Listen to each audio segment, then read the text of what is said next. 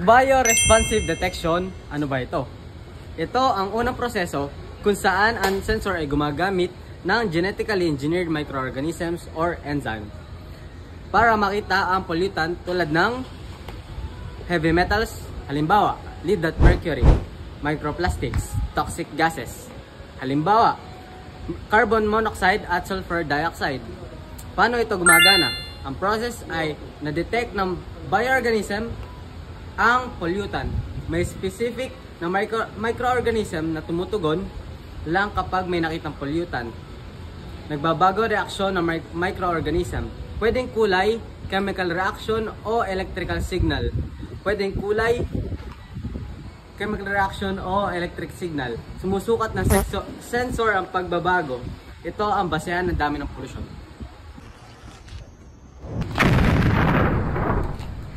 Ay, yung integration. Ano ito? Dito napupunta ang gathered data mula sa mga sensor papunta sa cloud-based system. Paano ito gumagana? Nagpapadala ng real-time data ang sensor sa cloud. Halimbawa, levels, toxins, heavy metal concentration. Tinatanggap ito ng IoT server at inilalagay sa database. Pinoproseso ng AI ang datos para makita ang patterns. Lumilikha ng pollution map at nakikita ang authorized at users. Yeah! Automatic mitigation. Ano ito? Kapag lumalabas sa safe level ang pollution, ang system ay automatic na nagpapahandla ng mitigation device. Tulad ng air purifier, may global agent na sumisira sa mga toxin at salt treatment capsules na sumisip-sip ng heavy metals. Paano ito gumagana? Nakakatanggap ang AI ng pollution detection alert mula sa sensor. Kinukumpara ito sa safety threshold, halimbawa ng WHO standard kung delikado na ang trigger ang system ng mitigation device. Kung delikado ito na magtitrigger ang system mitigation device, pag on ng air purifier, pag-release ng neutralizing microbes sa tubig, pag-activate ng soil cleaner capsule at pagbaba ng level ng pollution at i-report mula sa system.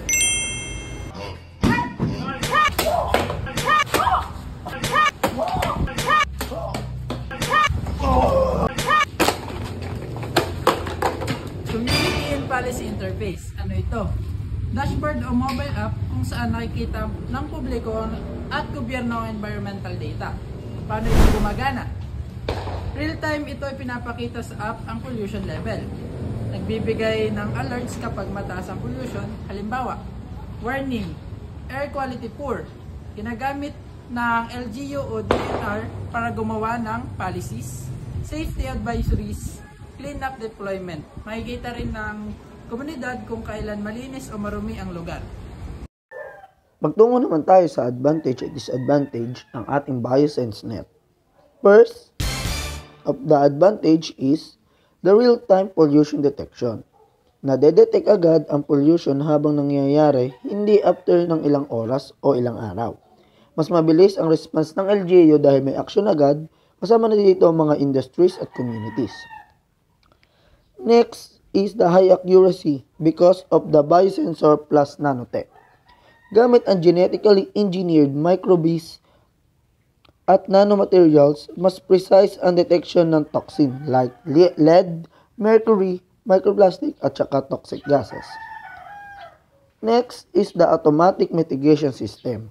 Hindi lang siya nag-a-alert. It can automatically activate in the environment cleanup device such as air purifier, water detox microbes, at soil absorption pads. Next is the predictive analysis through AI. Nakakapag-predict ang system kung saan possible ang spike ng pollution. Kaya, naaagapan ang mga hazard,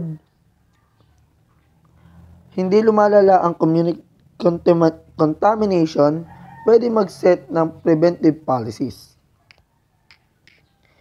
Next is the scalable and flexible.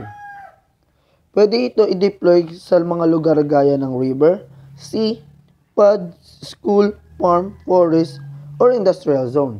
Dahil dito, nagagamit ito kahit saan dahil ito ay gumagamit ng Internet of Things or IoT. And lastly, for the advantage is the environmentally friendly technology. Wala itong large machinery or heavy chemical use. Most mitigation use a natural or bioengineered solution.